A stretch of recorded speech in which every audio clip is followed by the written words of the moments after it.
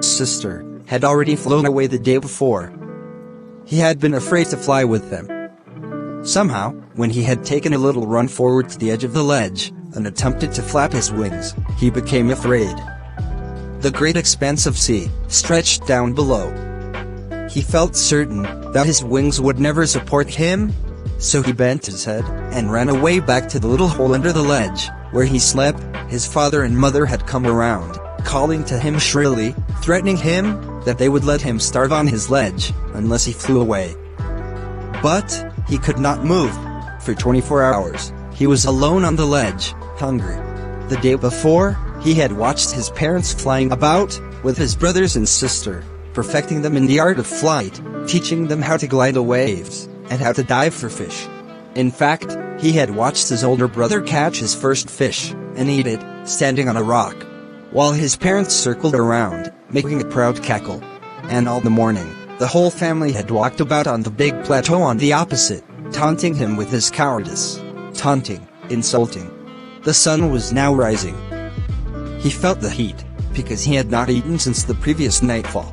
He stepped slowly out to the edge of the ledge, and standing on one leg, with the other leg hidden under his wing, he closed his eyes, and pretended to be falling asleep. Still, they ignored him. His brothers and sisters were sleeping on the plateau. His father was preening, that is, maintaining his feathers. Only his mother was looking at him. She was standing on a little high hump on the plateau. Now and again, she tore at a piece of fish. The sight of the food maddened him. "Gah, gah, gah," he cried, begging her to bring him some food. "Gah-cola," she screamed back. But he kept calling. And after a minute or so, he uttered a joyful scream. His mother had picked up a piece of the fish, and was flying across to him with it. He leaned out eagerly, trying to get nearer to her. But when she was just opposite to him, she stopped, the piece of fish in her beak, almost within reach of his beak. He waited a moment, wondering why she did not come nearer, and then, maddened by hunger, he dived at the fish. With a loud scream, he fell downwards. Then, a monstrous terror seized him, and his heart stood still. He could hear nothing. But it only lasted a minute. The next moment, he felt his wings spread outwards.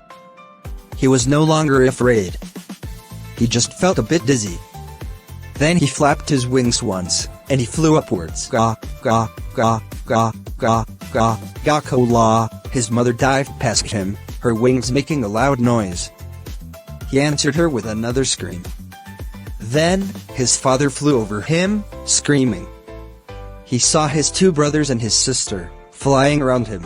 Then he completely forgot that he had once been unable to fly. He was near the sea now, flying straight over it. He saw a vast green sea beneath him. His parents, his brothers, and sister had landed on this green flooring ahead of him. They were calling him. He dropped his legs, to stand on the green sea. His legs sank into it. He screamed with fright, and attempted to rise again, flapping his wings. But he was tired and weak with hunger, and he could not rise. His feet sank into the green sea, and then, his belly touched it, but he sank no farther. He was floating on it, and around him, his family was screaming, praising him, and their beaks were offering him scraps of dogfish. He made his first flight. Please like and share this video. And subscribe my channel.